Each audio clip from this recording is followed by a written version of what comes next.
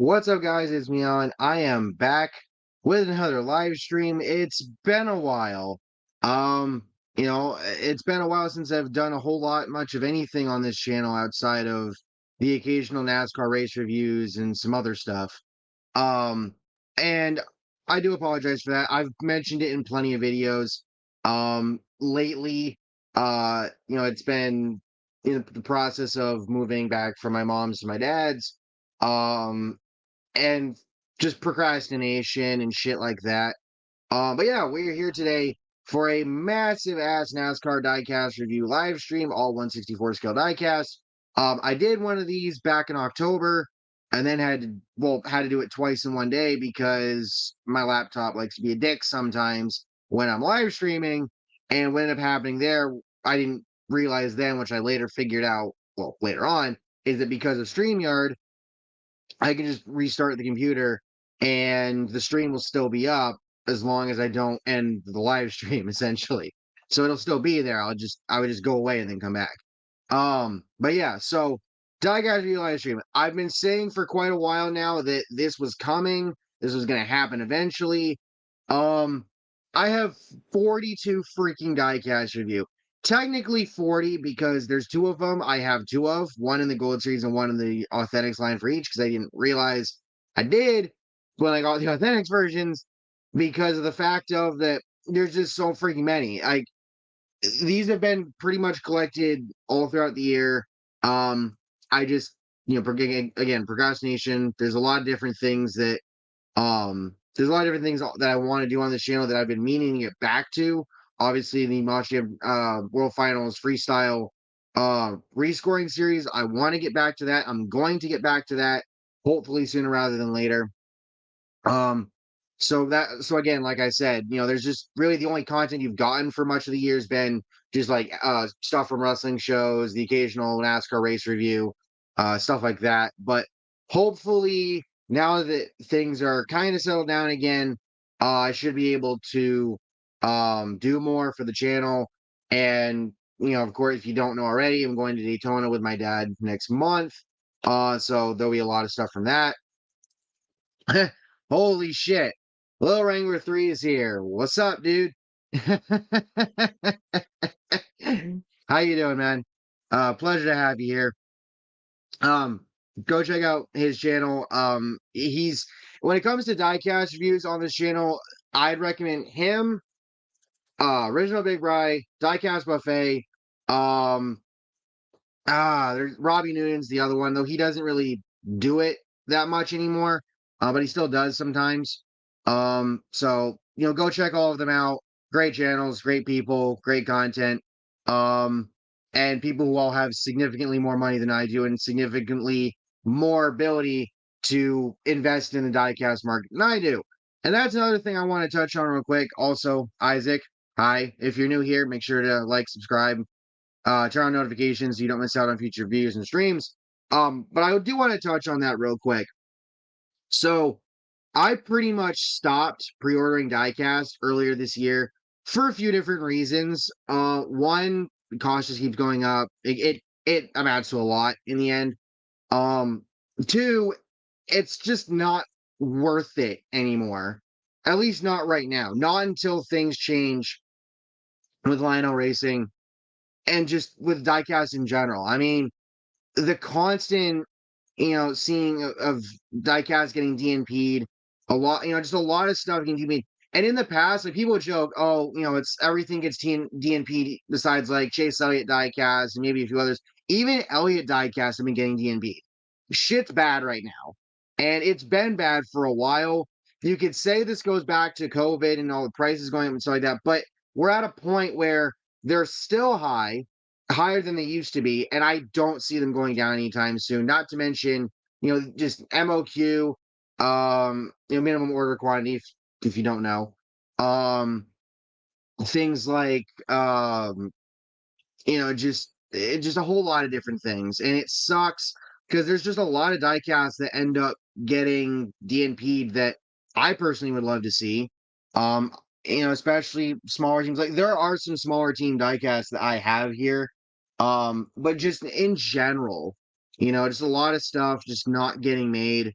which is really unfortunate. And then, obviously the Authentics line can't save everything, but even then, and again, I have a bunch of Authentics to review as well as Gold Series diecast. But even the Authentics line can't save everything. And it feels like with some of these waves that we've gotten, there's more like just more where it's like all, if not mostly, cup cars and barely anything else. And that's also a little disheartening because I want to see more trucks. I want to see more Xfinity diecast. I just want to see more in general. But it's hard when diecast collecting has not only gotten more and more expensive, but it's hard to collect when stuff keeps getting DNP'd, when stuff's not even getting offered, and when the quality isn't where it should be, and things like that. It's it's tough.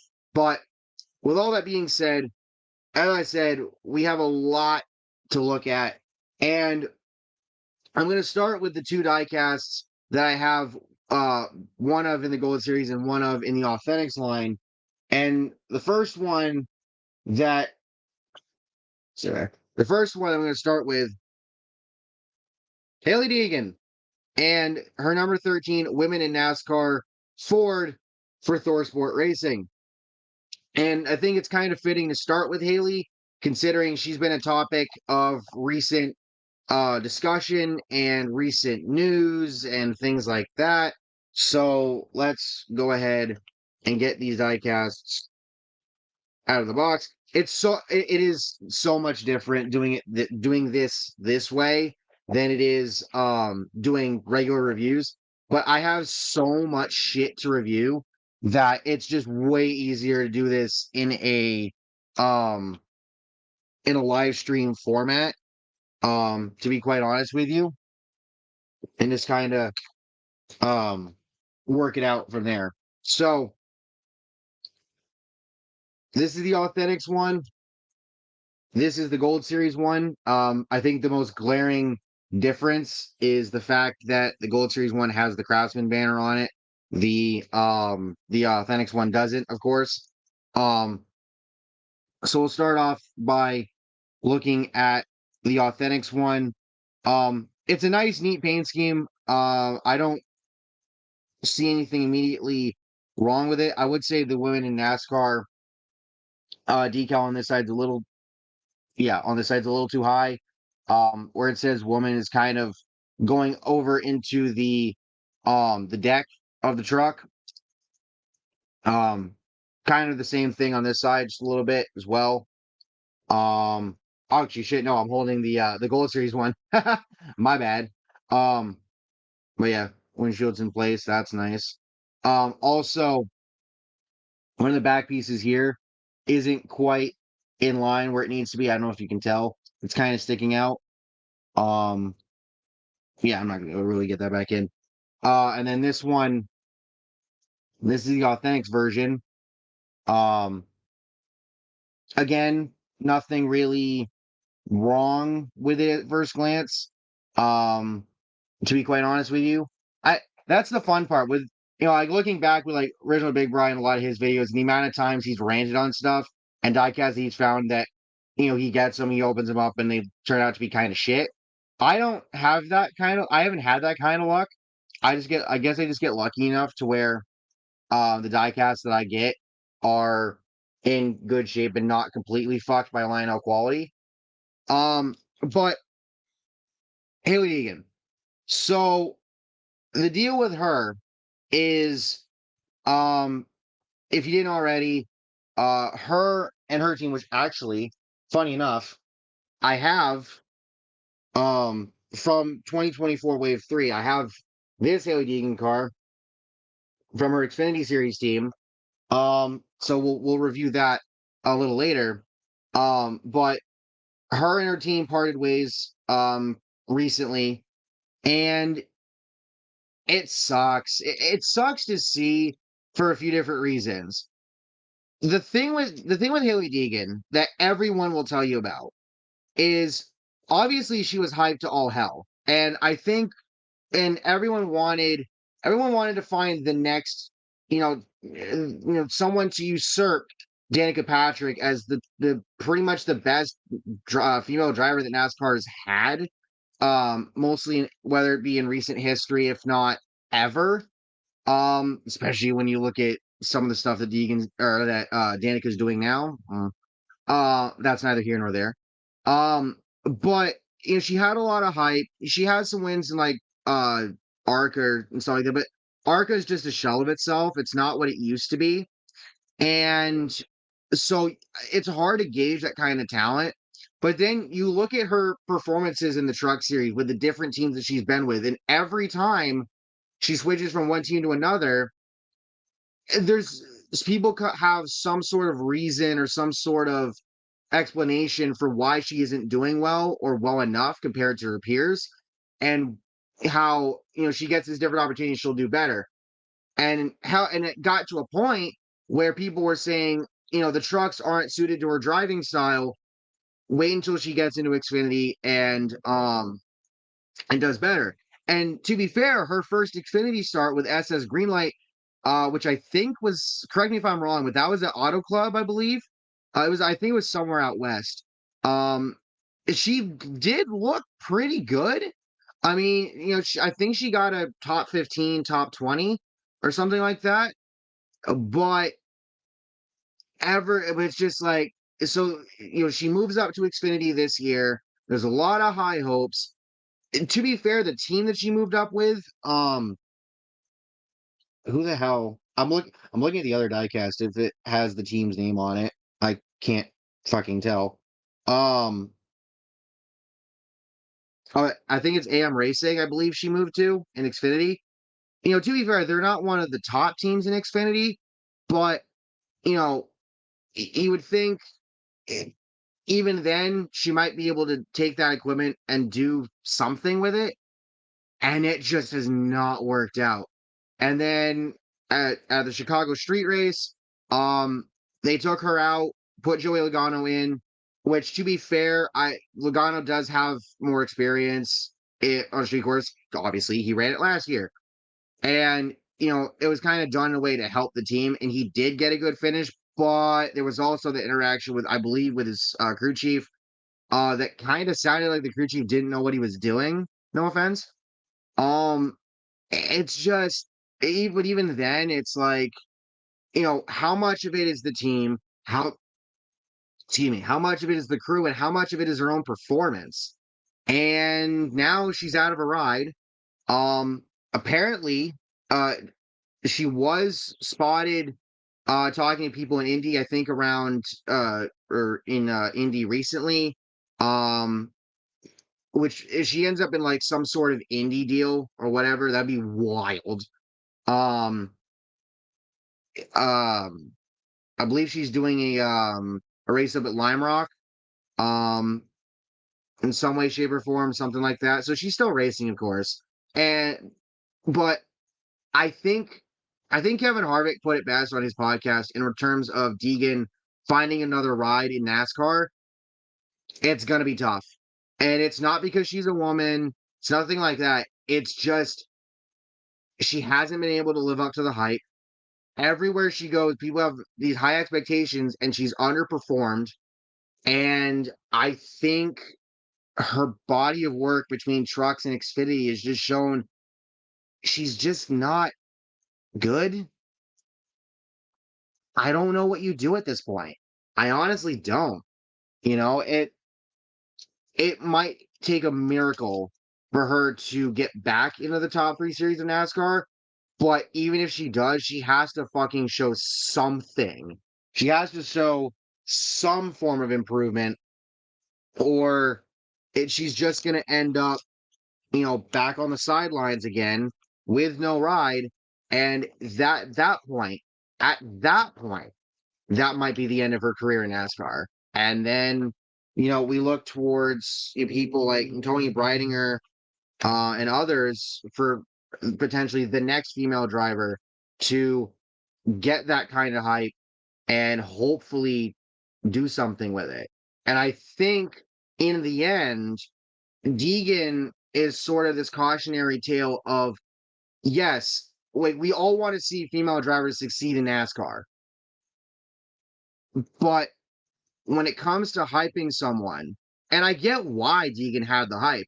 She's the daughter of Brian Deegan, who's extremely well known within the motorsports world, um, and whatnot.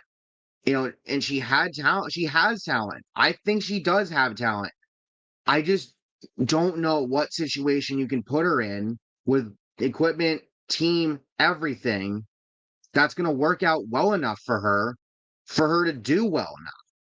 I just don't know at this point. It's a struggle, man. I don't know what you do, but that's Haley Deegan. And we have another Haley Deegan diecast review. We will get to that a little later. The other diecast I want to review to start things off, that I have one of both in Xfinity, or sorry, both in the Authentics line and the Gold Series line that I happen to get over the course of the year so far. Kimi Räikkönen and his 2023 Onyx Homes Chevy for Trackhouse Racing. Let's freaking go. So we'll go ahead, pop these out, and review this one next.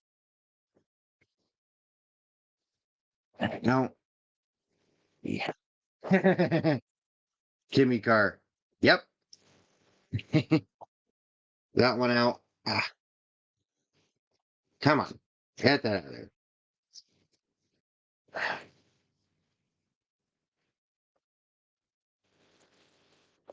All right. That's the Gold Series one. This is the Authentics one. Again, the most glaring difference is again the name banner. That's how you can tell. How's the bottom of the Authentics one? It's not loose, but it's like slightly. I don't know, kind of weird. But yeah, we'll look at the Gold Series one first. Um, really neat design. I don't know how well the hell you're gonna tell. You might be able to. The 91 kind of shining there. That's done a specific way to do that, or Lionel does something specific to do that. I'm not sure how. Um, but that's really cool. There's some other diecasts that I have that are like that. The Chris Buescher diecast I have that's sponsored by LeBron James's foundation or something like that is like this with the number. Also, oh no, that's just the outline. Okay. Thought something was off for a second there. No, it's just the outline. But yep, Kimi Räikkönen in the 91 for Trackhouse.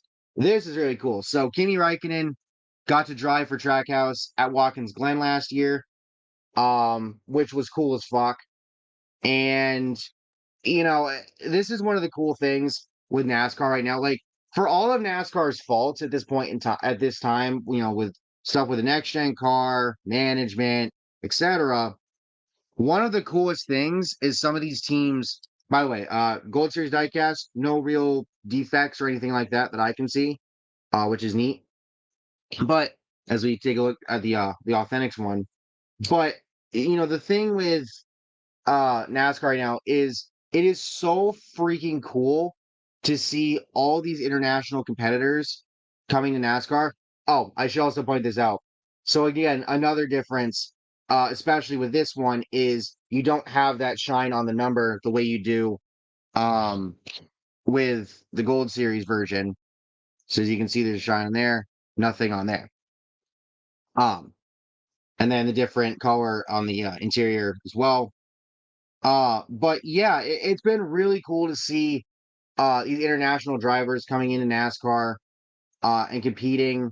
Obviously, Shane Van Gisbergen's probably the biggest example, thanks to the fact of the dude has 3 wins in Xfinity. Yeah, they're all on road courses, but he's been getting better on the regular courses. I think he just finished top 5 at Indianapolis this past race. He's had some bad luck here and there, but he's looked really good so far this season. Otherwise, for the most part, he's getting better, and um, he'll probably look really good in the playoffs. For Kimi Räikkönen at Watkins Glen last year, he ran a pretty good race. Can't remember where he finished, But I do remember he ran a really good race, and it's just really awesome to see this get made. It's a unique number, it's a unique driver, um, just and all that. Um, so yeah, actually, I don't even think this is the first Kimmy car that I have. Correct me if I'm wrong, but this doesn't he have another one that's been made? I don't remember. I might even have it. Um, but either way, it's awesome to see Kimi Räikkönen in the world of NASCAR. And just more, it's just nice to see international drivers competing in NASCAR to begin with. Um, yep, Lower Angler 3. He has to. Yeah, I'm pretty sure I have the other one and probably have also reviewed it. I wouldn't be surprised. Um, probably like forever ago. um, but yeah, so Kimi Räikkönen in the world of NASCAR, you love to see it. Um, you know, I will say people have been talking about Trackhouse and saying that Trackhouse they've fallen off this year compared to the last few years. I I mean, I don't know about that. I think Ross Chastain's been pretty consistent. I'd say Suarez has been okay.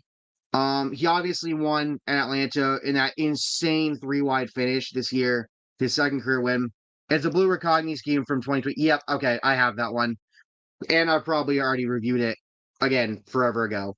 Um, but yeah, Trackhouse, they're doing all right. I mean, they were so good to start out that I think maybe they have tapered off a little bit. You can say that they probably tapered off since Darlington last year, the Chastain Larson incident, then the Hendrick conversation and everything else. Um, but Chastain's relatively speaking still contending for wins. They're still pretty fast. Um, you know, may, there's gonna be conspiracy theories that say that Hendrick maybe told Chevy to take shit away from Trackhouse because of what happened between Larson and Chastain last year at Darlington. It felt like that in the immediate aftermath of that race and whatnot, but I think they're fine. It is, I don't really think there's anything to worry about. Again, Shane Van Gisbergen is killing it right now in Xfinity. Chastain's still doing really good. Suarez, he got the win this year. I said going into this year he needed to win. I don't know, like even with the win, I don't know what that's going to do for him moving forward. Maybe there's a chance that at some point Trackhouse switches up, but I know Justin Marks has said before he doesn't feel a need to right now. So who knows? Um, but switching gears, the next one I want to review, and this is one that when it came out, I want it so freaking bad. I finally got it. Can't remember when I got it. It might have been. I think I might have gotten this off. I think I got this off of eBay maybe back around Christmas or something. Um, but it's a guy that's not currently in NASCAR right now. And if you follow NASCAR Twitter, he had there's some interesting little comments between him and Denny Hamlin recently. Slayton Castle in his 2022 number 10 Voyager Chevy for Colleague Racing. So go ahead and get this one out of the box. This is one that, like I said, when it came out, I wanted this so freaking bad, and I'm glad I was finally able to get it. But Landon Castle, man, Landon and this sponsor, like when it was announced that Landon got the Colleague ride, people were happy for him. Like this is a guy who he's struggled in NASCAR. He's had to do a lot of driving and back marker rides. But people felt like you give him a shot and better equipment and he'll do better. And I would say that in his time with Colleague in this car, driving full time for them, he looked pretty good. Um, that when Mayer and Ty Gibbs beat and bashed each other to the finish line at Martinsville a couple years ago, Castle was like right fucking behind them. He had a shot to fucking win that thing if they somehow took each other out and Castle got around them. But you know, as great as that is and all, and as good as Castle looked, unfortunately, Voyager, as you can see on the hood, it's a crypto sponsorship. And there's a reason why crypto gets laughed at. It's not all that viable. It's not stable. There's too much. There's so much with it.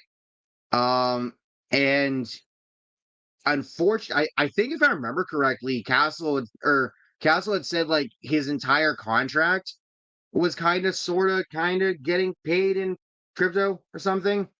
Yeah, Voyager ended up going bankrupt, and Castle was kind of sort of part of involved in that. I saw something about that get brought up in relation to those aforementioned comments between him and Denny Hamlin on Twitter recently, um, and whatnot.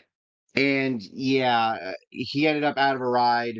And honestly, when it comes to college racing, the thing is it feels like they have just, if you want to talk about a team that's fallen off, Colleague, what the fuck happened to you guys? It feels like just a few years ago, you guys were like on top of near the top of the Xfinity world. You were doing so freaking good. And now it's like AJ Allmendinger can't win in Xfinity right now. He's like still the top guy who doesn't have a win yet in Xfinity, but he's still so he's still doing good. The problem is the dude can't freaking win. He's come close. He just hasn't been able to get it done, whether he gets beat out or something just happens to the car or both. Um, and it just the team, just Colleague as a whole, their cup program, that's kind of interesting. Um, it's really interesting when you look at Colleague and how they've fallen off the last few years. Um, and it sucks because you want them to do well, but there's a reason why people are kind of sort of memeing on them. Like you guys say you want to win, yet you've got pay drivers. And look, pay drivers have been a thing for forever, but it's who you're having drive your cars. That's kind of where the memeing and the joking and the argument comes from. I don't know. I don't know what it's gonna take for Colleague to turn things around. But they probably want to start turning shit around soon. Cause yeah. But yeah, no, like I said, great paint scheme. This is probably going to be one of those diecasts where you look at and you're like, oh yeah, that happened. And again, in a way, it's a shame what happened, with this whole deal for Landon, because people wanted to see Landon Castle succeed.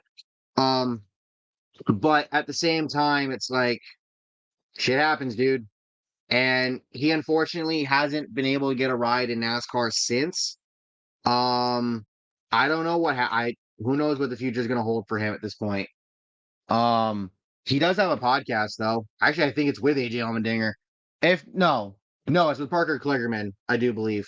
Um, but yeah, so it is what it is. Um, so the next one I want to do, there you are, and so the next one I'm going to do comes from 2024 Authentics Wave 3, and it's Dale Earnhardt Jr.'s number 3 Sundrop late model. And I pulled out the one that we got in the Gold Series, his 2022 version, to compare the two, because if you remember, the 2022 version was made on the wrong mold because they didn't have the correct mold at the time. This is made on the correct mold. So we're going to take a look at the two. Again, I've already reviewed this one, so you can go there's a whole playlist on the channel. You can go check that out if you want. But we already reviewed this one, but I want to take it out just to kind of sort of compare the two. I don't remember what this model actually is. Again, this is the late model. This is his 2022 version. Um, yeah, so to be honest with you, the 2022 model kind of reminds you of like Arca in a way, but this is the proper late model mold. So okay, so the windshield's just jetted out just a little bit. But like one of the biggest differences is just the interior alone. as you can see, so the proper late models on the left on my right, so I guess so it'd still be on the right, technically. Um yeah, so there's a little shit. There's a little Wrangler again. Says I think they used them. Yeah, I believe that's what happened. They used the Monte Carlo mold for it. But one of the big differences is you have the interiors. Um is the interior of the car and just the body in general. The late model body is actually slightly longer. The front end slightly more jutted out. Um shit. To hold them side by side. Um hard to tell, I know. Um There's the back end. The back end of the late model version is wider and also kind of thinner. And there's the roofs for both. Um but yeah, so this is cool as fuck. When this wave got announced and they had this and the Kevin Harvick one, which I might as well just review next. Um, in the Authentics line, by the way, the Chevy part here on the front, um, well, the right side is a little too low. So there you go. But when this got announced, when this wave got announced, and they had this in the Harvick one in it, I think people were genuinely surprised. Um, but it's really awesome to see because I believe this is the first time we ever got late models in the Authentics line ever. Like we never get that in the Authentics line.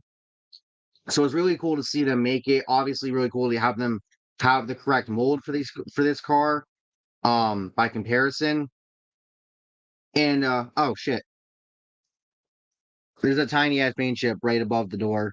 You're not gonna really be able to see it, but it's there. Um, but yeah, this is just cool as fuck to have. Um, it's something completely different. It's something unique, and it's really nice to see Dale Jr. and just what he's done for short tracks. Again, especially with North Wilkesboro and him running late models um and doing that sort of thing to this day is still really cool. It's just awesome to see him racing still, even on a short term, on a part time basis. Um, just because just with how his career went, the concussions and things like that, and just in general, it's just really awesome to see him still being involved, in the sport which is something that you want to see. Um, there's a reason why us fans clamor for him to to be in a leadership position within NASCAR and things like that. And so, as I said, there's the Dale Earnhardt Jr. one. There's also the Kevin Harvick one. So let's go ahead and get this one out. So, of course, as you know, Kevin Harvick, he's retired from NASCAR these days. Ah, shit. The base of the car is just a little bit loose in the back, just a little bit. But he's retired these days. But obviously, he's got his son Keelan, who's out racing, and he has his late models, his late model team and whatnot. So just like the Dale Jr. diecast, the Chevy part, or sorry, not Chevy, dumbass, Ford, a little too low, hard to tell, but actually, maybe not. It looked a little low at first, but I don't think so actually. Now that I look at it a little more. Um Hot Brothers Pizza logo looks just a little bit cockeyed though. But yeah, no, this is a dope as fuck paint scheme.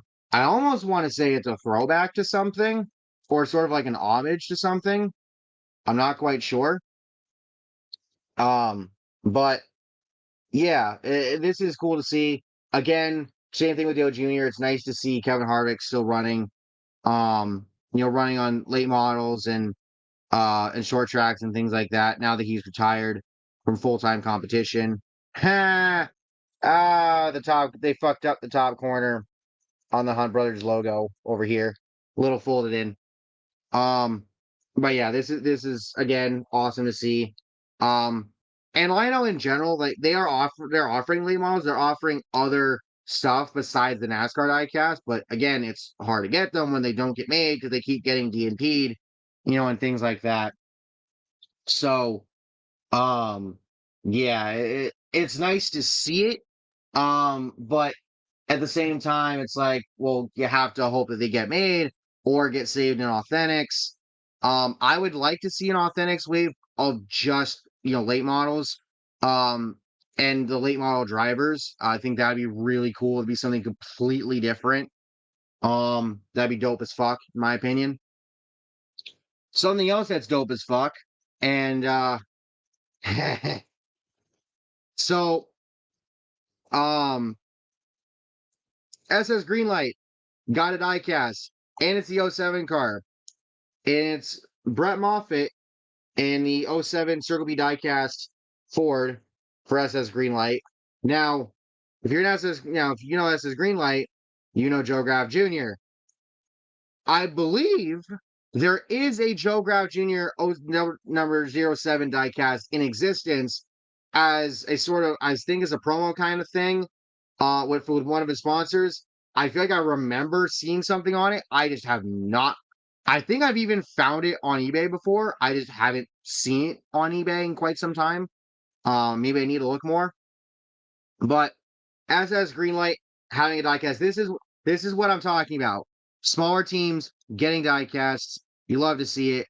The only thing that I wish is that we would have gotten the Cole Custer race win from Auto Club when Custer took the '07 to win there and give SS Greenlight their first ever win as a team. I believe last year, but unfortunately, I think that one couldn't get offered, or because I or if actually no, it did get offered. I just don't know if it ever got made. Wouldn't surprise me if it didn't. But we'll go ahead and get this out of the box. But yeah, SS Greenlight having their own diecast is cool as fuck. This is another one that I absolutely wanted as soon as I saw that it was out. Um, I think I got this one off of eBay as well. Uh, in the end. But yeah, no, just this is cool as hell. And Brett Moffitt himself. Um, what to say about Brett Moffitt right now? Um, sadly, the custom didn't get made. I'm working on the custom now. Well, so yeah, when he gets that done and he reviews it, go watch that on his channel. Go subscribe. Um, but yeah, Brett Moffitt.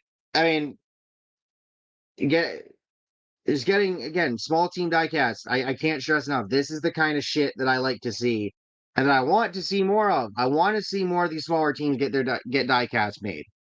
Um, Moffitt right now.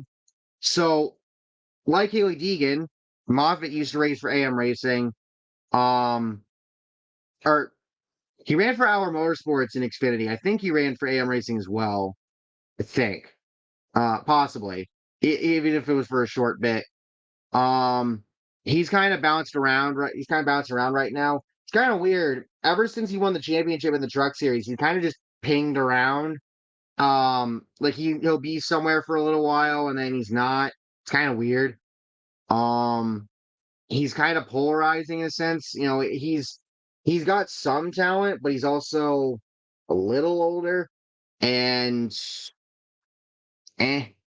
But you know, uh, he has a championship to his name, so you can't take that away from him. Probably could have had two, but shit happens. Um, but at the end of the day, whether it's regardless of who the driver is, the fact that there is an SS Greenlight diecast in existence, is just fucking incredible, dude. It really is. I'm happy to have it. Um, and yeah, it's really all you could ask for. More smaller team diecasts. Um, shit. Well, I've already mentioned it a few times, so fuck it. Hilly Deegan, Xfinity Series. Go ahead and get this one out. There is a Gold Series version of this diecast, and I was looking at eventually getting that one because my Walmart can be slow sometimes. Literally for the longest time they were stuck on. They had just the Darlington wave on like its own thing, and like 2023 diecast on the shelf, and then they finally got 2024s. Except they skipped wave 1 and 2. Um, and windshields tiny bit loose, just about tiny bit. Um, but yeah, Haley Deegan in the Airbox 15. Well, they fucked up the decal over here. Um, where it says of air. I don't know if you can see that because of the glare and all that, but they fucked it up right there, right under where my thumb is. Um, well, yeah, like I said before, Haley Egan again. Whether she ends up back in NASCAR or not, I have no idea. Um, in a way, it sucks that she hasn't really been able to live up to the hype in NASCAR. Um, but unfortunately, it just is what it is. Um, this might actually end up being one of, if not the last, Haley Deegan diecast we get of her in NASCAR, at least for now, possibly for quite a while. So go get it if you don't have it. Um, especially if you're someone that does like diecast series and things like that. Um, that's kind of a neat thing because you look at the Xfinity series. Yeah, Xfinity and trucks don't get as much as the Cup series does, but where they don't get as much released in a year, you will occasionally get the oddball diecast like this one with a different number, a different team altogether, and it's something to where if you want to do an Xfinity series diecast series, want to do a truck series diecast series, you have that as option. You have those options. Um, you can do that sort of thing. And speaking of that, how about Akinori Ogata and his number 53 YKK AP Chevy for Emmerling Gase Motorsports. Not the first Akinori Ogata diecast that's ever been released. He has a few in the 124 scale, and he has that number 13 Moon Eyes car for, I believe, MBM Motorsports, which I have and have reviewed. I do believe, though, this is the first Emmerling Gase Motorsports diecast to ever get made. Um, so once again, smaller teams getting diecast made, we love to see it. So we'll go ahead and review this one next.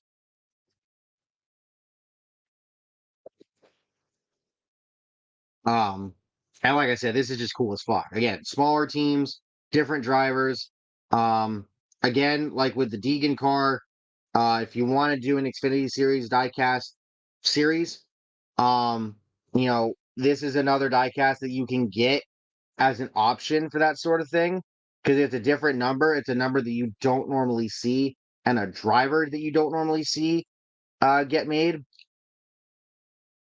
So, um, yeah, again, just another one of those diecasts that's just really, really fucking cool to have.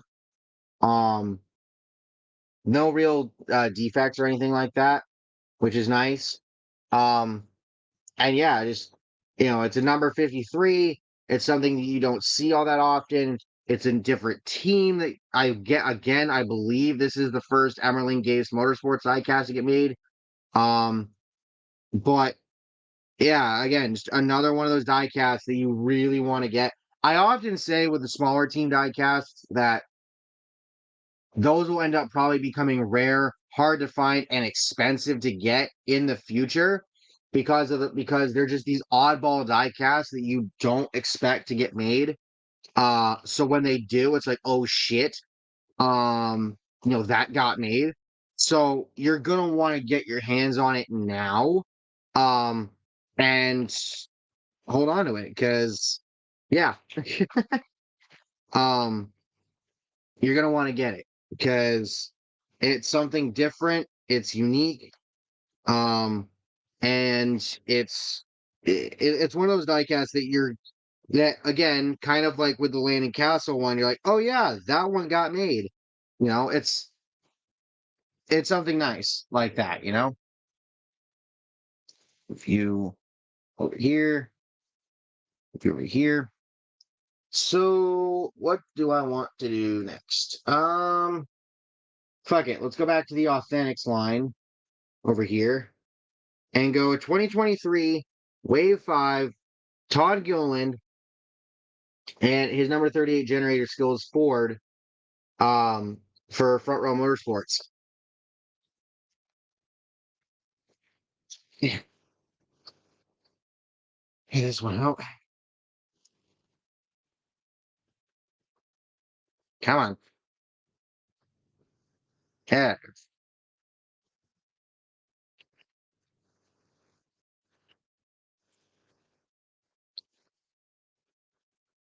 Yeah, the sticker for that, which they've stopped doing.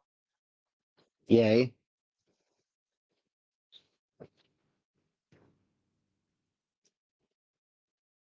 And there's the diecast. Um, so Todd Gillen. um, he's I would say this season he's gotten a little better. Um, front row is going through a bit of a shakeup. McDowell leaving for Spire for next year. Um, there's some rumors as to who could end up going there. Actually, I believe Gregson signed there for next year because Stuart Haas Racing's going away, which is wild.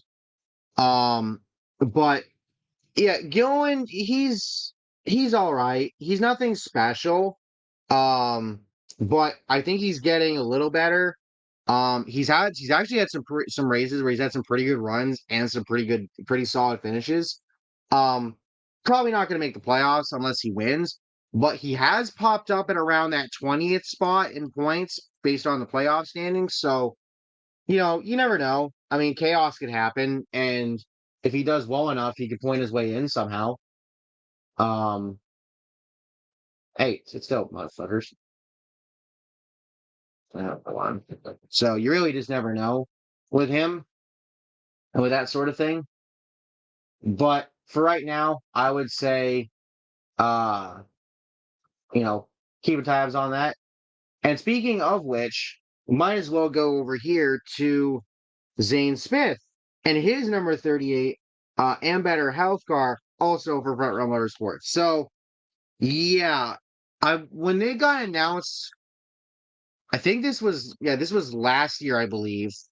When it got announced last year that because originally I think they announced Gillen for the full season and then announced that Zane Smith would be taking some of those rides in the 36 or sorry, in the 38 and kind of left Gillen to have to figure it out. That was kind of bullshit. That was kind of a bullshit move for Front Row to pull. But then it seemed to work out in the end because Gillen's still there. Zane Smith, is still running. I think I'm pretty sure if I remember correctly. I think Zane Smith's actually kind of sorta on loan from Trackhouse. I think. Um, but yeah, it was kind of bullshit that Gillen got shafted the way he did. But it still worked out. It ended up working out in the end because he had the full-time ride for this year. Um, Zane Smith's doing okay in his cup starts. Nothing flashy or anything.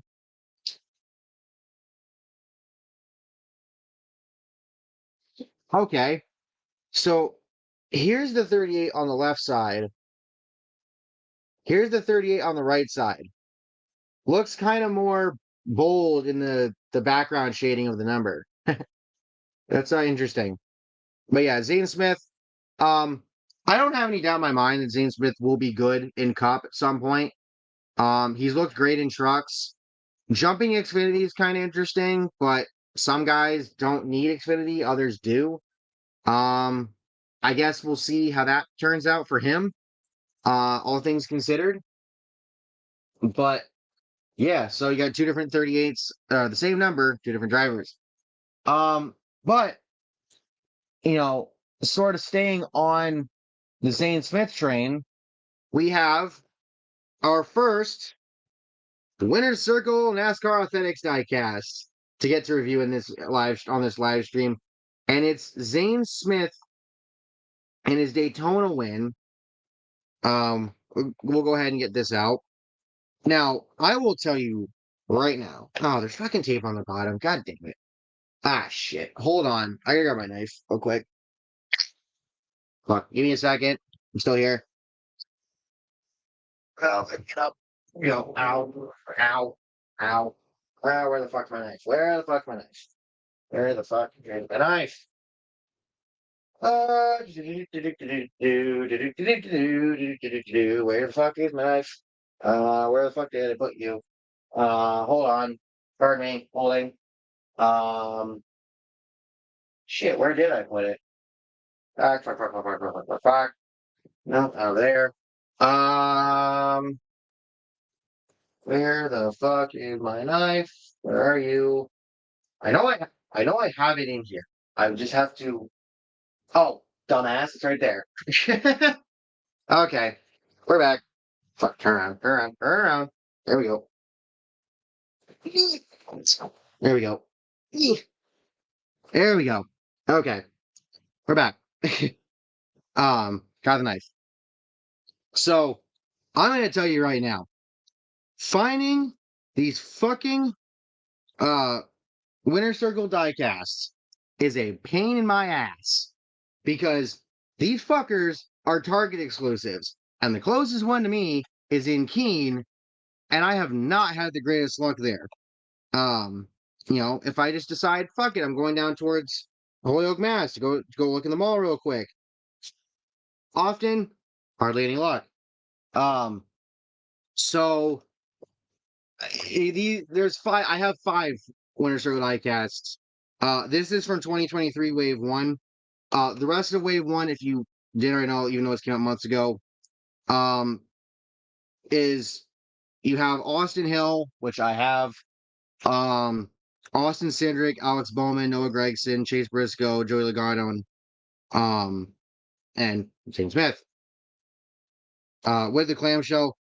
So yeah, when Winter Circle was kind of announced to come back with Lionel. So this is the card for it. This was the Daytona opener. Um, from from 2022. Um, so and then here it is in all its glory on the base. I'm not taking it off the base. The sticker around it's coming off. Awesome. Um, so when Winter Circle was announced to come back, or there was like leaks, rumors, people finding pictures and shit like that. It caused a lot of stir, a lot of buzz. And I think at first Lionel tried to downplay everything. I think the Love's logo is a little bit crooked, just a little bit. At first they kind of tried to downplay everything before the announcement because oftentimes it feels like stuff gets out before Lionel can seem to announce it these days.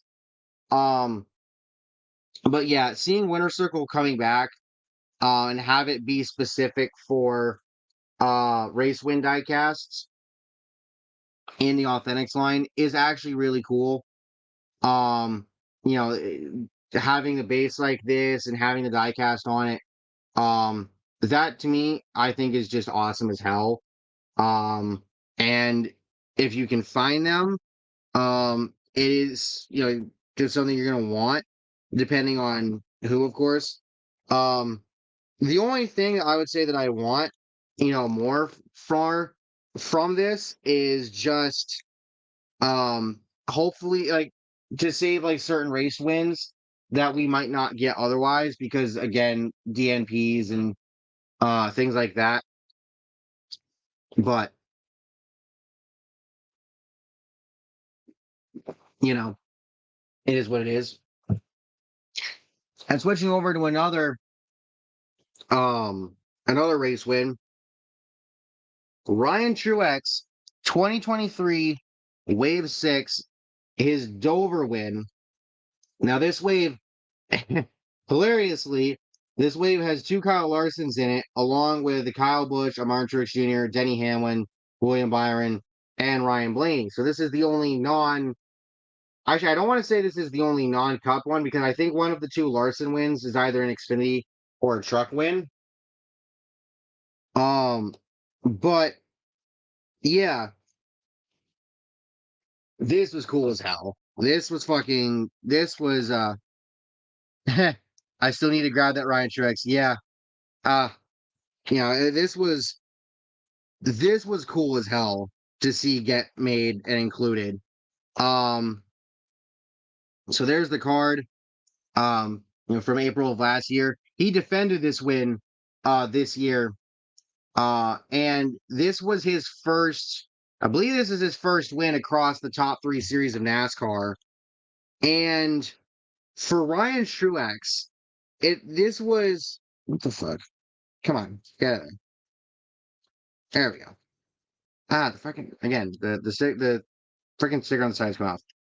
For Ryan Truex, getting this win, like this was a feel good win. This was a win that people wanted to see happen. Um, largely because again, like Landon Cass and others, he's a guy that he's had to do back marker rides, doesn't get as much recognition, especially compared to Martin. Um, but he showed talent in this car. This is sort of the all-star car for Joe Gibbs Racing and Xfinity. Basically, they put whomever they want in it on a week-to-week basis. And um and for Ryan Truex, it was basically like, he's had some great performances. So it then just becomes a question of when's it gonna happen? When's he gonna win? And sure enough, Dover last year, he pulled it off. Not to mention, this is one of the rare times where we managed to get a freaking Toyota Supra diecast get made in the 164 line. Um, so yeah, this is just all around just cool as fuck. And it's definitely a diecast that you're gonna want to have in your collection. Um, just because it's one of those, I guess you would say, kind of sort of feel good wins that people wanted to see happen eventually, and he pulled it off. He did it. And yeah, just it's just really cool. So speaking of Toyota Supras and speaking of Joe Gibbs Racing, um, we'll jump to Ty Gibbs and his Atlanta win from 2022. And this wave has Corey Heim, Ty Gibbs, and I have the Heim one, so we'll go ahead and we'll do that one next. Corey Heim, Ty Gibbs, William Byron, Zane Smith, AJ Allmendinger, Ross Chastain, Denny Hamlin, and William Byron. I would like to find the Allmendinger one from this wave someday. um, that would be nice. Please and thank you. um, but yeah, there's the card for it. Margin of victory 0.178 seconds. God damn. Um, and there's the diecast. Again, it's kind of hard to get Ty Gibbs diecast made, mostly because of Monster Energy and also another sponsor of his, but it just in general because we don't really get the Toyota Supras in diecast form, mostly, especially 164. But Ty Gibbs, I have to say, if people thought he was going to have a sophomore slump this year, he really has it. He's honestly looked. He's in a playoff spot on points, mind you. He's looked really good this season. Looked like he would have a chance to win a few different times. and he might be able to win a race before this season is done. I predicted before the season that I thought he was going to win. I toned down that prediction a little bit when we got to the halfway point of the season, but I still believe that he can win and that he's going to win. Um, and the dude, like, look, for all things considered, like, he has his moments, and there's reasons why people don't like him in some respects. But we all thought when it was announced that he was going to move up to Cup, I think a lot of us thought, oh boy, if he tries any of that shit from Xfinity, he's going to get fucked up in the Cup Series. And he's honestly, you compare Ty Gibbs in the Cup Series to Ty Gibbs in the Xfinity Series, and it's like two completely different drivers. Like, he can still be aggressive and stuff, and he's still had his moments. He's still ruffled some feathers here and there, but it's not necessarily the same as he's been in Xfinity in the past. Um, and that first win is coming sooner rather than later. So as I said, he shares this wave with Corey Heim. So I figure we'll go ahead and we'll do Corey Heim's Truck Series win from the same racetrack of Atlanta. And not very many Corey Heim diecasts out there. Um, I think this is one of the only ones that we have. And just like Ty Gibbs, a very relatively speaking close finish um on the margin of victory. But here, of course, is that diecast. And it's crazy to me that Kyle Busch Motorsports doesn't exist anymore. You know? Like, who the hell would have thought, like, Kyle Busch Motorsports, like, yes, a lot of it is Kyle Busch running his own trucks and winning all the fucking time. But, you know, other drivers have found success there. And it's wild to me that that team now no longer exists. And it kind of sucks too because, again, for as much as we give Kyle Busch shit for bushwhacking and the Truck Series, and all that discussion, it's again guys like Corey Heim and others have found footing through his team, in which at some point I hope somebody on NASCAR YouTube, and there's a few different content creators I can think of. I hope somebody does a video on on like these like truck teams that were owned by these cup drivers. You had Kevin Harvick had a team, which is sort of kind of revived in with the late models and whatnot. Brad Keselowski had his, and of course Kyle Busch with his. And just to look at like all of the talent that's, god damn it, that has come through some of these teams, and just kind of look at it from like how these cup guys brought up and sort of recruited and helped teach a lot guys that we see drive today, and so on and so forth. um and just stuff like that. Like, that's cool as fuck to me. And finally, the last of the Winter Circle diecast to review, Austin Hill and his Daytona win for 2022. Of course, you could pick. Hi. I just give you one. Yeah, that works. Cool. 3 weeks. Cool. Thank you. This diecast reviews. Oh, live stream. Don't know yet. I'll come back to you later on that. That was my dad. But as I was saying, Austin Hill at Daytona, he's got like what, 3 wins or three? Yeah, 3 wins in a row at this track in the opening race of the season, I do believe. Um, the dude's just, you know, for his own faults, he's really good, but he's also a massive pain in the ass. To drivers and fans, it seems like, just in terms of like perception. Um, there's the card for that, of course, one under caution. But yeah, Austin Hill, just The dude wins, man. Like he knows how to win and he knows how to piss people off. But at the same time, the problem with him is when he pisses off other drivers by doing stupid shit, and then he gets all mad when he's confronted about it, and it's like, dude, you know, talk shit, get hit. By the way, rookie stripes. Again, this is from 2022. This was his rookie year in Xfinity, and he wins the opening freaking race of the season. Like, yeah, it's Daytona, but also he's gone on to win other races, and has looked really freaking good in Xfinity. Um, it's just again, he knows how to ruffle some feathers, and at times that's a good thing. Don't get me wrong, but at the same time, it's also just one of those things where you kind of gotta be careful who you do that to. I mean, hell, the dude tried to fuck with Shane Van Gisbergen, and then Van Gisbergen wins a race and proceeds to do burnouts all the way fucking past it.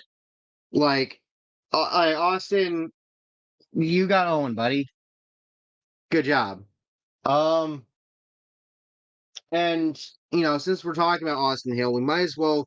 And I mentioned this wave earlier, the Darlington wave, and his throwback car.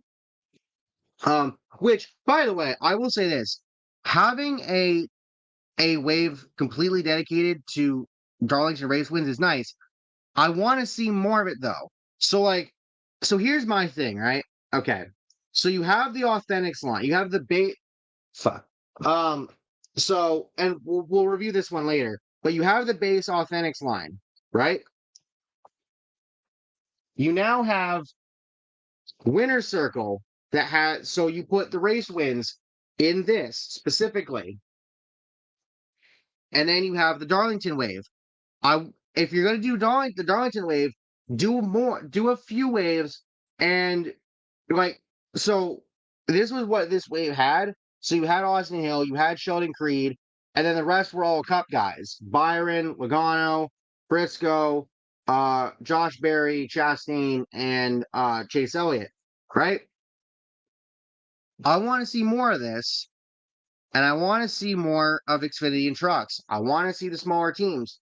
I want to see different shit because I understand Authentics can't save everything, especially with the DNPs and shit. But it would be really cool to see smaller teams and whatnot get into Authentics because of a Darlington wave or because of a patriotic wave or something like that. Just something different, you know? And um I I feel like I've talked about this before, like what I would do and like having these different waves. Because with every wave, if you do it right, you give people something different, every time. Again, Darlington waves, you have your Darlington throwbacks, and it's patriotic wave, you have your patriotic cars. Um, and you could do a couple of waves of each, and you have your base Authentics line plus the winner circle. And if you take the Darlington diecasts and put them in their own wave, if you take the patriotic ones and put them in their own wave, and do more like that. By the way, the 21 on this side is a little too high. If you do that sort of thing, then you have more room in the regular Authentics line to do to potentially save other diecasts um that might not get saved otherwise. Ideally, again, in an ideal world, things get saved and stuff like that. But unfortunately, we don't live in that type of world. Um, but while we're at it, we'll go ahead and do his former teammate, Sheldon Creed, and his Darlington throwback. And yeah, it's to think about Martinsville last year, man. That still gets me sometimes when you think about it, because that that whole debacle between Sheldon and Austin last year, which it was building throughout the season, and it just came to a head at the very end, towards the end of the season at Martinsville, a playoff spot on the line for both, and they basically fucked each other for it. But also with Sheldon Creed, like, dude, when are you gonna fucking win? Do I need to do with you what I did with Riley Herbst in 2021 at New Hampshire Motor Speedway, where I got to see him in the garage, talk to him for a brief minute? It's like everybody gangsta until you win one. Because now he's won two fucking Xfinity Series races, one last year and one this year. He won Vegas last year, I think, in the playoffs. And this year, he just won Indianapolis with an insane fucking finish, you know, where it's like, Sheldon, dude, can you please get it together and fucking win? We don't like Sheldon Creed is Daniel Hemrick, but better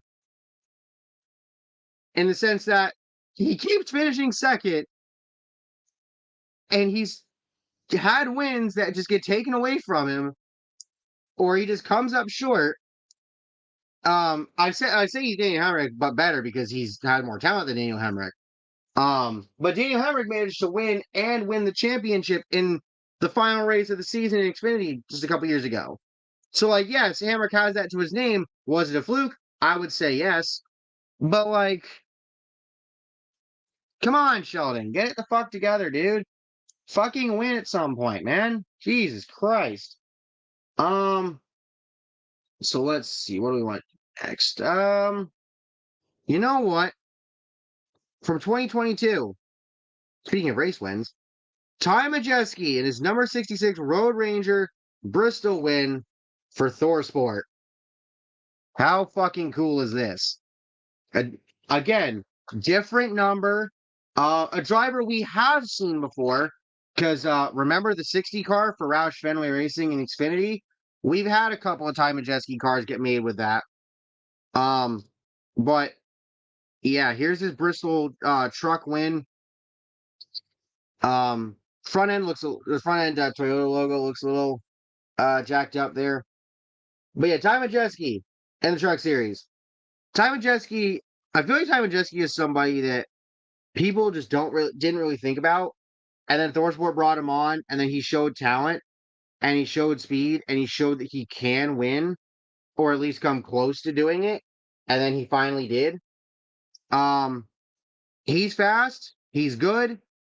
Um, he's probably better than we all thought. But again, that 60 car in the Xfinity Series, man, him, Chase Briscoe, it's crazy to think about when that car was wrecking a bunch, and now both of them, Briscoe almost won a championship in Xfinity, has a bunch of wins in Xfinity, has a win in the Cup Series. Ty Majeski eventually, found some truck success. Um, but yeah, just another one of those diecasts that get it. And the crazy part is this truck's relatively clean. Like it's a race win, but it's relatively clean. I mean, you can't really see it, but there is a thin ass donut around the contingencies. But really, outside of that, there's not a whole lot of marking or anything on this car. Dude just managed to run a clean race at a track that's not always clean to run at. So yeah, um, it's another one of those diecasts that you probably want to get. Um, because I wouldn't be surprised if somehow it ends up being another one of those diecasts that kind of ends up obscure, um, not really thought about, but just one that pops up. It's like, oh yeah, that happened. Um, and staying on the trend of 66 of the 66 diecast, we also have from last year Joey Logano in his number 66 Hang 10 Car Wash Bristol Dirt win. So Majeski in the 66 from 2022, I think that was sort of Thor Sports like all-star truck where it's like they put different people in it, and then Majeski got the full-time ride. So they took the 66, gave it to Logano for this particular race, and Logano managed to win. Um, yeah, it's a Cubs guy in the Truck Series, but we got a diecast made with this number again. So, it's nice to have. Um, so you can see you got the dirt on the windshield, which is nice. Um, the kind of shitty thing is that unfortunately, the front is not like the windshield's got dirt on it. The front of it doesn't. And I don't really think that's all that accurate, you know? There probably should be more on the front. Um, Not a whole lot of markings otherwise. Like there should be dirt freaking like strewn all across like the front and the sides of the truck. But really the only dirt you get is on the windshield, which is kind of dumb if you ask me. But yeah, it's a raised win. And so it's Bristol Dirt. Um I know a lot of people are happy that Bristol Dirt isn't on the schedule anymore. I'm not gonna lie. I like Bristol Dirt.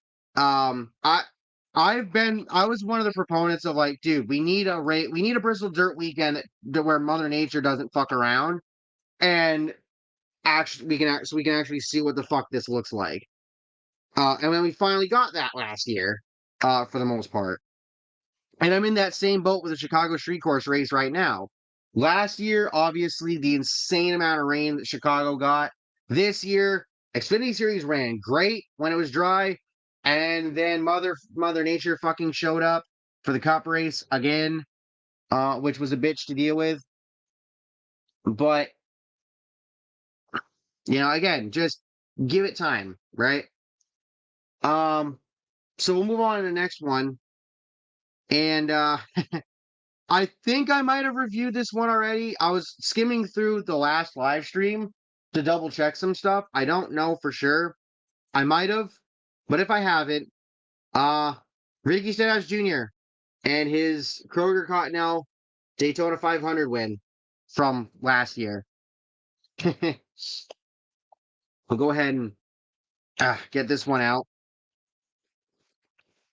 Again, I may or may not have already reviewed this. I don't think I did. If I did, well then you get it again. So but yep, Ricky Stenhouse Jr. Daytona 500 win. Um, this is just cool as shit. I mean, so I've seen excuse me, I've seen this sort of discourse pop up here and there from time to time, talking about Daytona and saying how Daytona now, the Daytona 500 now isn't what it used to be or should be. The Camaro logo on the back's a little crooked. Um, or that it's not what it used to be because of the fact of that you can get a random winner like this. But first and foremost, that's just the nature of super speedway racing, is that random shit fucking happens and you kind of just have to accept that. Um Also, by the way, they folded up the decal here on the quarter panel right there. But for Stenhouse Jr. to win the 500 and he won under caution because last lap wreck, I understand the arguments, but at the same time, I don't give a fuck. Yeah, Ricky Stenhouse Jr. will still be known more for wrecking than he is for winning a Daytona 500, but he has a Daytona 500 win, and that's not something to scoff at. You can say it's a fluke, but the dude's won on super speedways before. He knows how to do it as long as he can stay out of other people's shit. So I don't really. By the way, it might just be me, but the plastic that they did put this on, it doesn't feel like the car lines up with it properly, which is fucking hilarious. I don't think I've ever had that happen before. But the thing with Stenhouse is just that he is who he is at this point. He's a solid driver that yeah, he wrecks from time to time. Um, but he's a solid driver. He's okay. You know, yeah, but it is what it is with him. But he has a Daytona 500 win. and that's more than any of us can say. So I don't really see that as something to scoff at, in my opinion. Um, so next, all right, I have two St. Mary cars here. Which one do I want to review next? I'm gonna do this one, and then maybe I'll do the other one after. So this is St. Mary and his Hawks Market #1 for Junior Motorsports from this year. And so Sam Mayer, he kind of like Sounds Jr., but younger and maybe with more talent, maybe. Um, Sam Mayer, again, another guy who I think the Hawks logo is actually a little too low. I might be wrong, but I think it is. Um, the dude, he's really good. Last year he finally broke through and won, and then he kept winning. This year had some of the shittiest luck ever to start the season, and then he eventually won. And then I think he's won twice so far this season, and whatnot. But he does make some boneheaded mistakes on the track, with wrecking people, and it he's sort of developed a reputation in that regard, but reputations can be broken in time. And hell, he made the final four last year. Okay? If once he broke through to win and won a couple more times, he broke through to make the final four. He had a chance to win the fucking championship last season. And I think he has just as much of a chance to do that this season, really, so long as he can stay out of other people's way. Um, but I give him a very, very good chance to get back to the final four. Um, and maybe potentially this season win it all. I think he can do it. I think he has the talent to do it, and I want to see him do it. Maybe if anything, just to piss people off. Um, and to go from one Sam Mayer diecast to another, we have his Tim McGraw sponsored car, also from this year, sponsored by Tim McGraw and his song slash album Standing Room Only. Great song, by the way. Which, speaking of which, when this car was ran and when the diecast, I was seeing people talking about the songs. Like, no, it doesn't. Tim McGraw doesn't suck, and the song doesn't suck. Fuck off. Um, I might be biased because I like that song and it kind of means something to me in a way. Um, but yeah, when this got ran and then this got made, I'm like, yep, I have to get my hands on that one because this is just cool as shit. Yeah, it's really cool when you see someone you like, um, sponsor a driver that you like, and yeah, oh, hold on. Eh, it might just be the way it looks, but I think on this side the decal is a little too high. It might just be the way it looks compared to the other side. Um, but yeah, kind of say that. Actually, hilariously, on my way home from work, this song came on the radio today.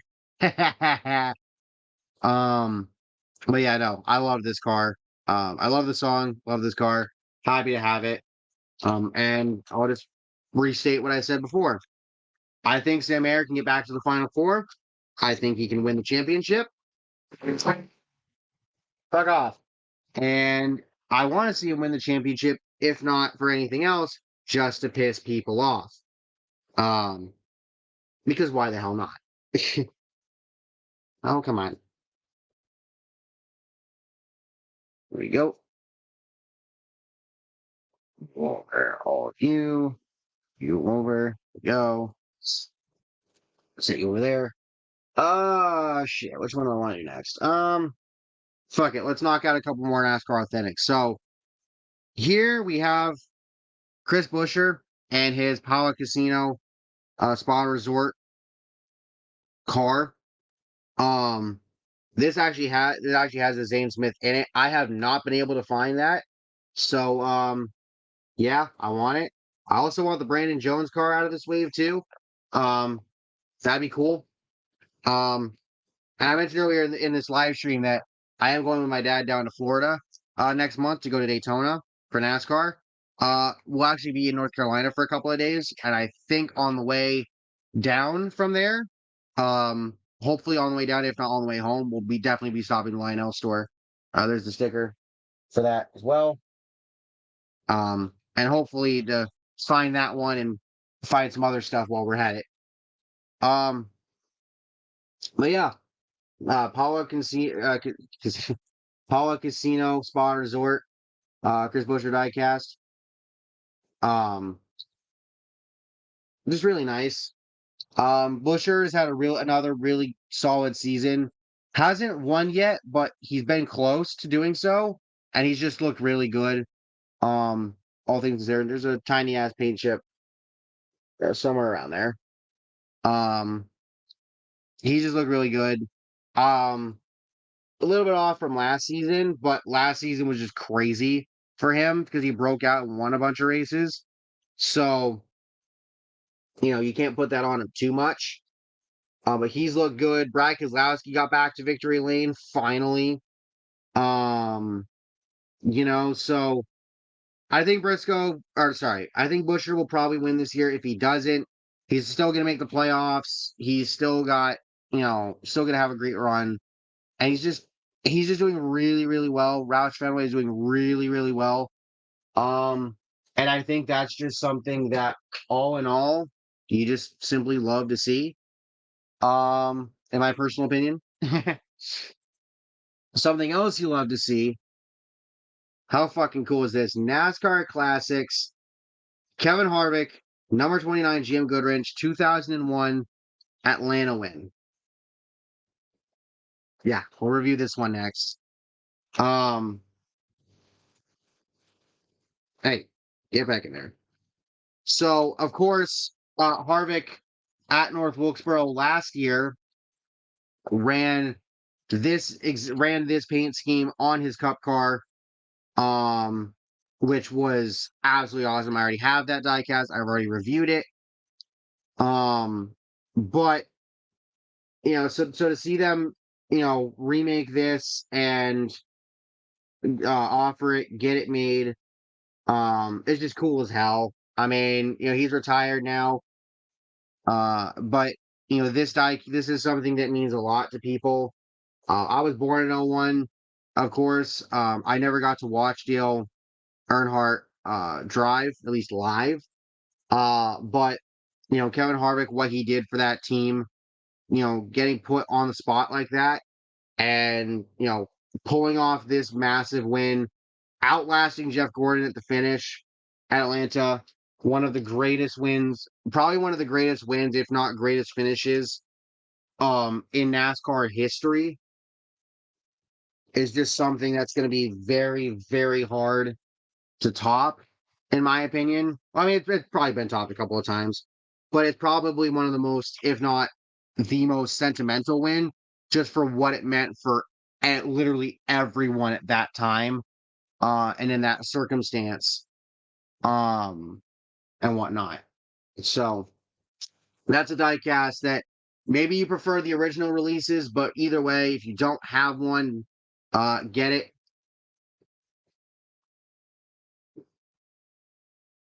Because you're gonna want to have it. Um, and in very stark contrast, we move to Gorilla Joy 2023 Wave 9 Team NEGU, encouraging kids fighting cancer. Is his number 7 car. And yeah, so Gorilla Joy is not going to be at Spire next year.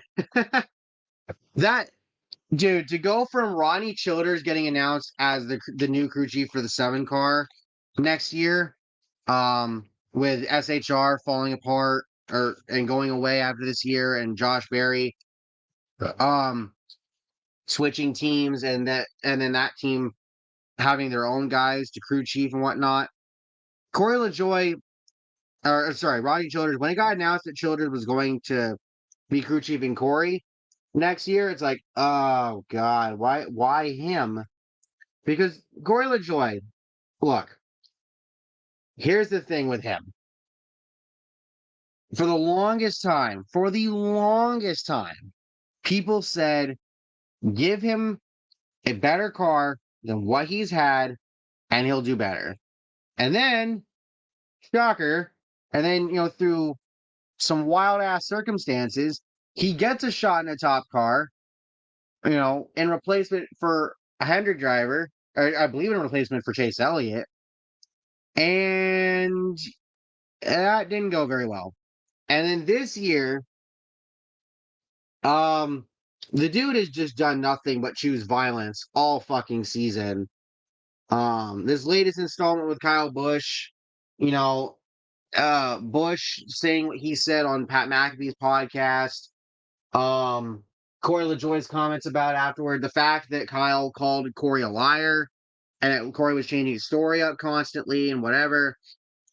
And now that he's been dropped so suddenly, I think people are wondering why it happened. And to be quite honest with you, I just think Spire, they got tired of the bullshit and they dropped him.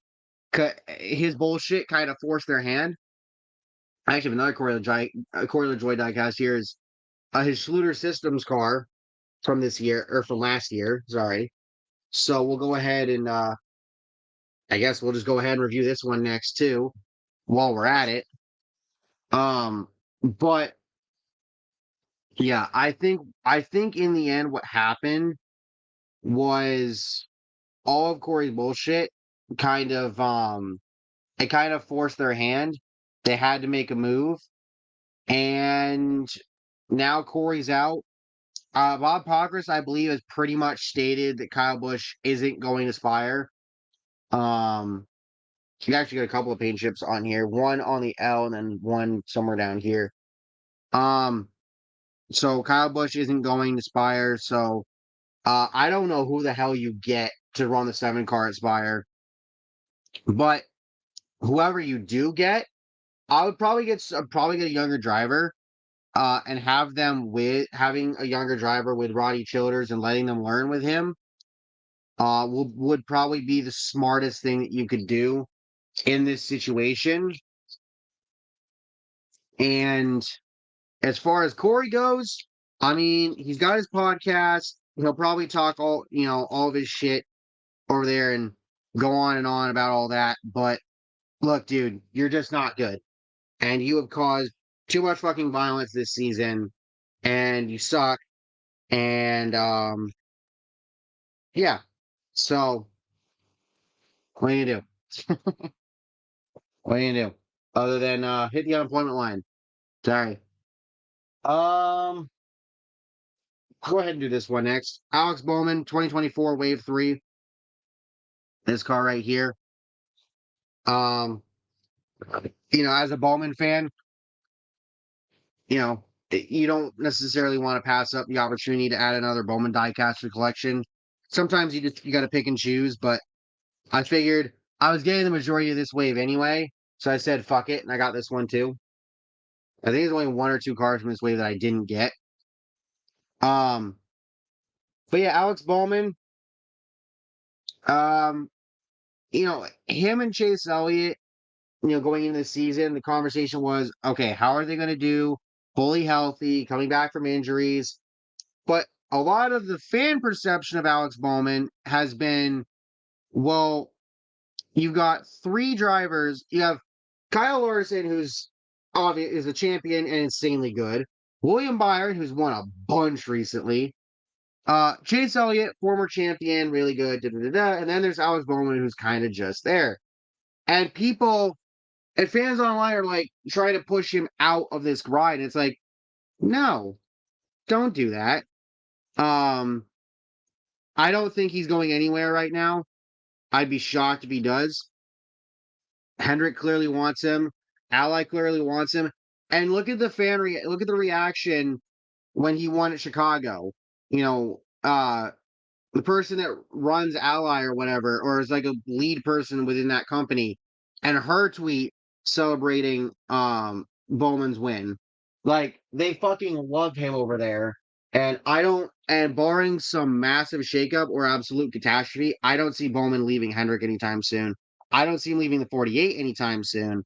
It just doesn't make any fucking sense to do that in a general sense. Now, going from him to the guy that used to drive the 48, Jimmy Johnson, and his number 84 Club Wyndham car for Legacy Motor Club.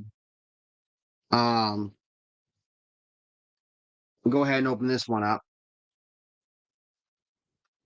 So it actually announced recently that Johnson's crew chief is no longer with the team, and that the team has laid off some of its people.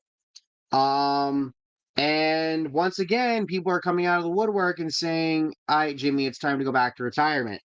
Like, I think at this point, we all understand the dude is just racing just because to have fun. He's done everything. He's done pretty much done everything he wants to do. Um, so what more is there to do? But and I'm just happy for him. I'm happy that he's racing. I'm happy that he's doing well. Obviously, his on track performance has not been all that great.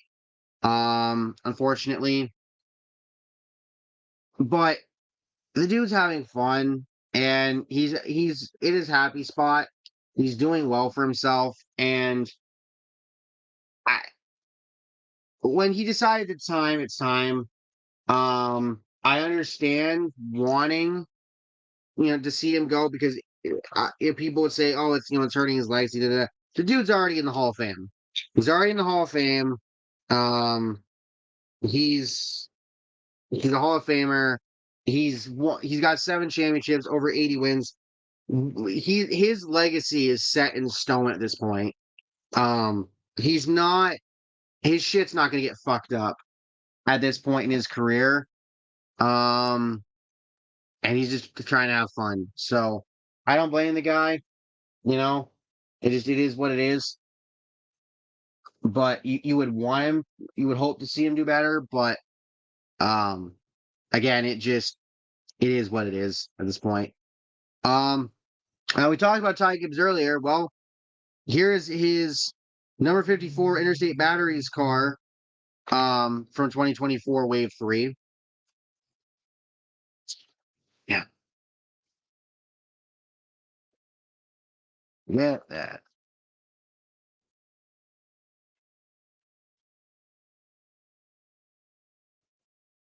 Again, I got the majority of the wave. And this is a neat one. This is different. This is different from like previous iterations of this paint scheme, um, and whatnot. I think personally, I think this scheme looks really fucking cool. Um, there's not a whole lot to say that I haven't already said about Ty Gibbs. Um, based on his season and what he's been able to do. Again, I think he's very close to potentially winning one of these races, and I think he can get it done sooner rather than later. I think he will have at least one win before the season is done. And I think that as some of these drivers start to bow out of the Cup Series, Martin Truex Jr. is done after this year. Denny Hamlin, he's only got a handful more years left, and there's some others too. Pretty soon, guys like Ty Gibbs are going to start taking over and start to dominate NASCAR,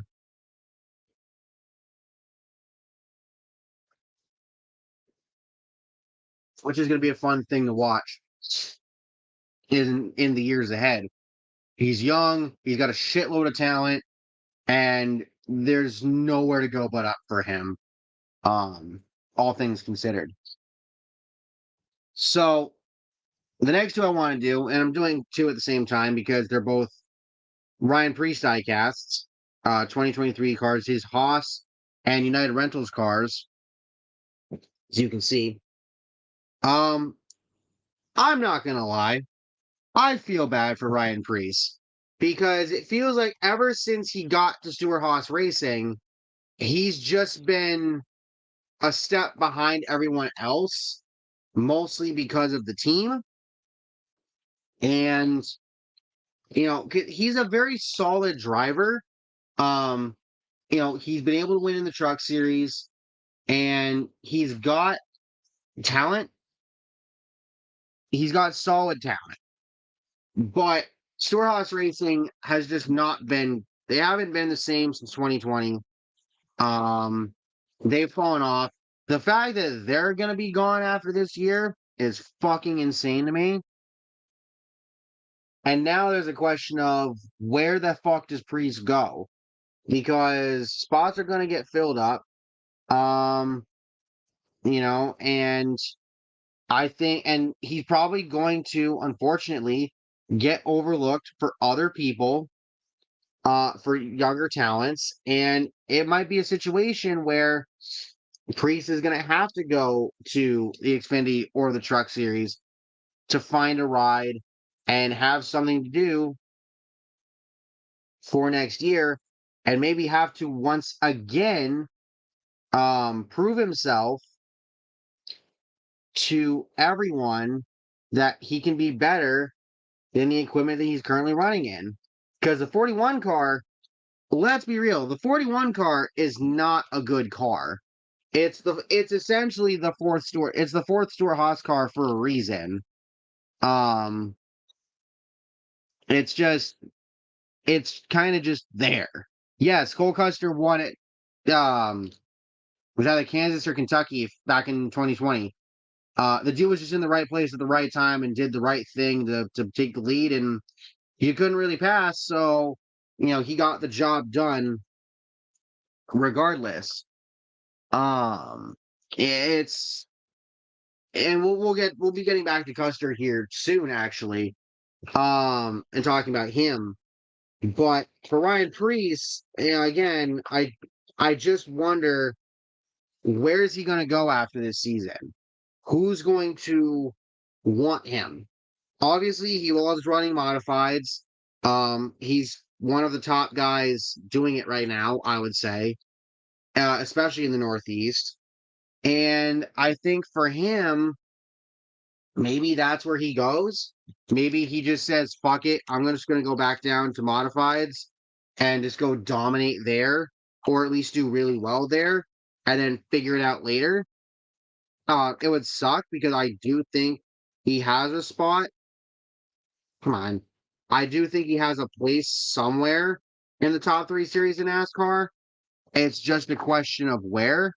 And at that point, I don't know. Um, it really just becomes a question of where where does he go? Who's gonna want him? And come on. And what can he do to prove that he still belongs in the top three series of NASCAR?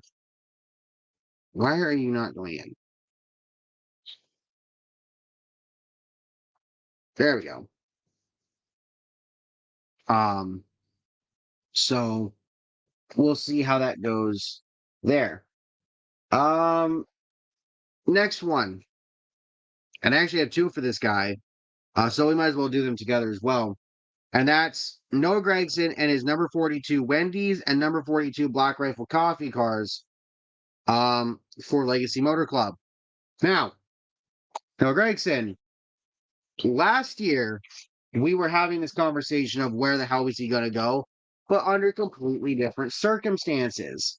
Um, he was not looking good at Legacy Motor Club, and to be fair, last season kind of got punted because they were switching to a different manufacturer, and they're not really working with anybody. They're kind of trying to just do shit on their own. But Gregson was not looking good. He had the Chicago Street Race, which was abysmal for him, wrecking a bunch, and then he got suspended um, for on some dumb shit that he did. And look, that whole thing has been beaten to death. Um, Everyone has an opinion about it, whether you think he should have been suspended or not, whether you think he did anything wrong or not. My personal opinion, what he did, liking that post, that meme, whatever. By the way, the Black Rifle Coffee logo is a little bit off to one side here. But doing what he did, it was dumb as fuck. You can say it's just social media, it's not real life, da da da. But but liking something like that, it shows disrespect, and it shows like how the fuck, like, you seem to like that, you're liking that, so you're saying you're supporting that sort of thing. I've talked about it on the channel before. I think it was actually in a race review video that talked about it. But regardless, he got suspended by the team, and then he got suspended by NASCAR, and then they let him go. And people were basically saying, well, it felt like Legacy was looking for any impetus to let Noah go anyway, so that they could bring John Hunter Nemechek in. And then that whole fiasco basically gave them the out. I will say this much. Not only has Gregson looked better this year in with fucking Stewart Haas Racing, which again, people were like, so he essentially failed upwards and got a better ride. I mean, I wouldn't say Stewart Haas Racing is all that much better. Like Legacy Motor Club, they're compared to like even 2 years ago, they have fallen off. But at the same time, Stewart Haas Racing compared to 2020 has really fallen off. So I don't necessarily see it as that much of an upgrade. But at the same time, it's still a bigger team. And people are like, oh, he got rewarded. Da, da, da. The crazy thing is the dude has actually, it feels like he's actually shown improvement, not just on the track, but off the track as well. He's, um, it feels like he's taken steps towards making himself better as a person, and in sort of acknowledging his faults, and that's really all you could ask for out of him. I think that's something that people have been asking for a long time, and for what, you can say the reason why he got suspended last year sucks, but it led to something. It led to what seems to be proper change in him, and the hope is that that continues and whatnot. So that's really all that needs to be said about that as we move forward. By the way, again, so many freaking diecast review, and we're getting down to we're less than 10 away from being done. We're getting there. Next up, Ty Dillon in his number 77 Ferris car for Spire Motorsports. You know, can't pass up the opportunity to grab a 77 diecast.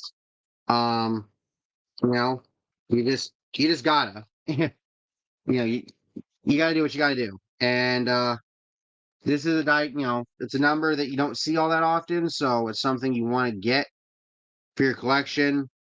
Um, Especially if you're someone who does diecast series. Um, I don't really have a ton to say about Ty Dillon. I don't really have an opinion about him. Um, he kind of just he is who he is. He's kind of just there. Um, so that's really it. I mean, it's Ty Dillon. What more do you want? Um, what? Hey, back here. It's Ty Dillon. What more do you really want at this point? Out of him. So there's not really a ton to say. And by the way, again, I just want to point this out. All these freaking diecasts, no real massive issues. Of course, I can't tell if any of them roll or not because I don't have the kind of space I want right now to do that. But still, no real issues. Shocker. Um.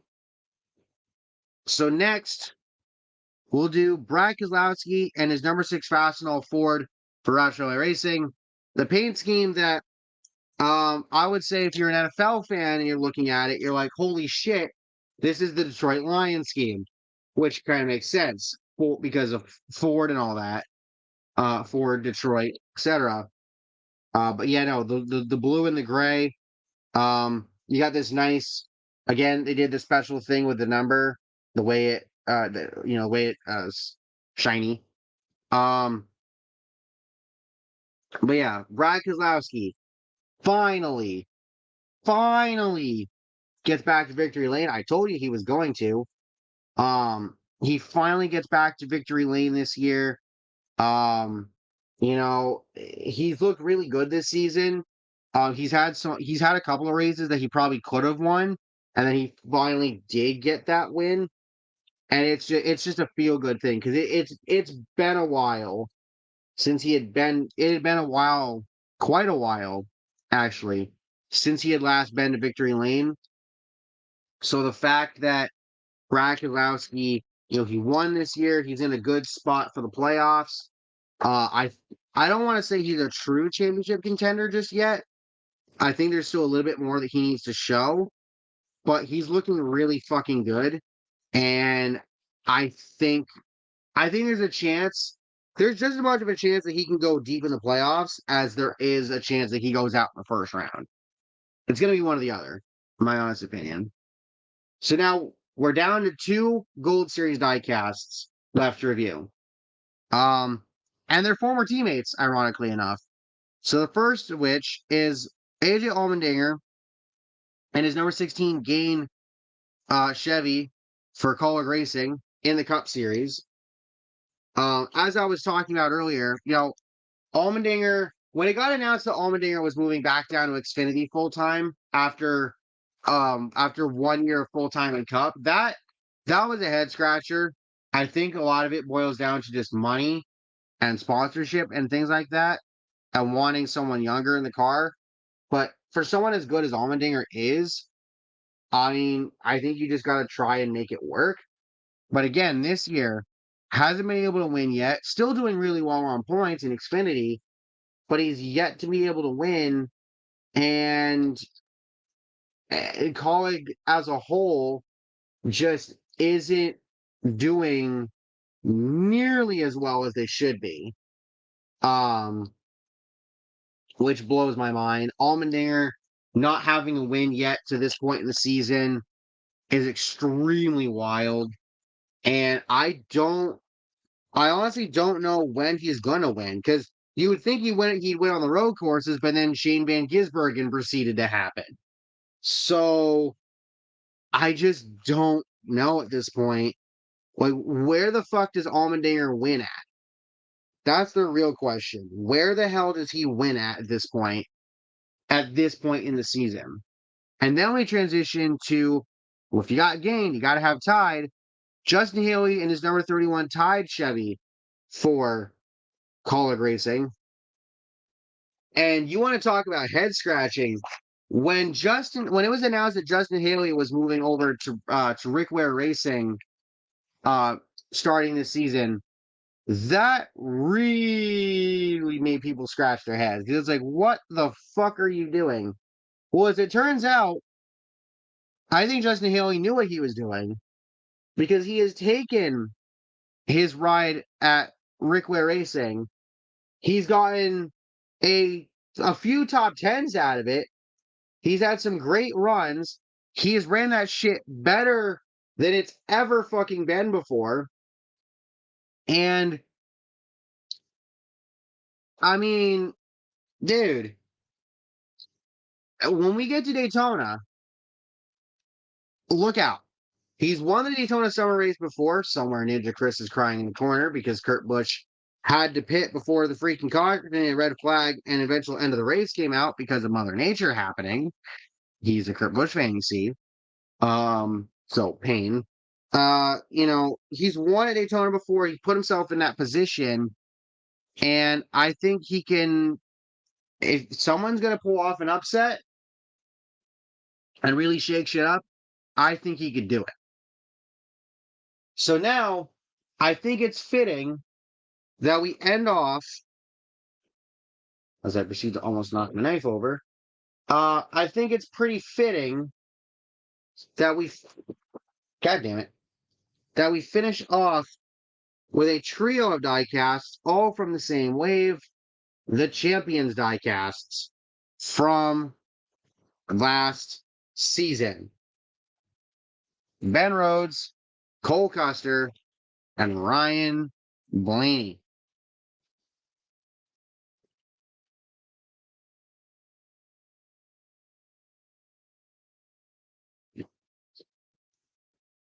Let me just get all of them out at the same time here.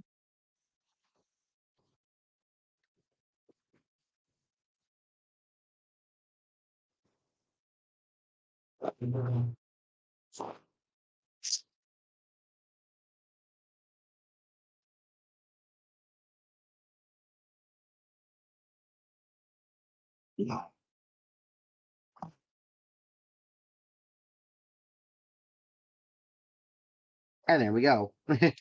So we'll start with Ben Rhodes and the truck first. Yeah, so who wants to relive last year's Truck Series Championship race? The race with all the bullshit. Carson Hocevar choosing violence, and Ben Rhodes sneaking out of there with his second Truck Series Championship for the Wolves. Because some fucking how, some fucking way he pulled it off. Out of the championship four and everyone else, he was the one that fucking got it done. In a season that I don't really think was all that impressive for him, but he snuck his way to the final four, and then he pulled a second championship out of his ass because of well, he just did. That's literally all you can say about that. Is that he managed to fucking win a goddamn championship when it honestly didn't look like he was going to. And then Cole Custer.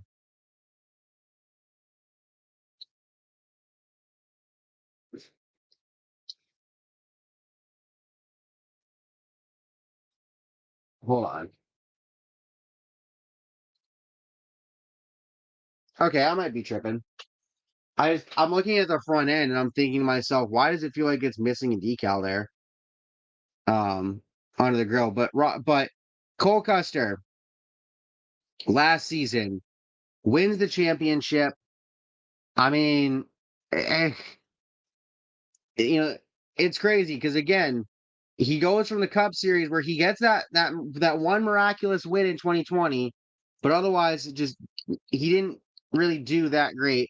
Goes back down to Xfinity, wins a bunch, and then last year he finally gets it done and wins the damn championship. And now he's going to get to go back to the Cup Series.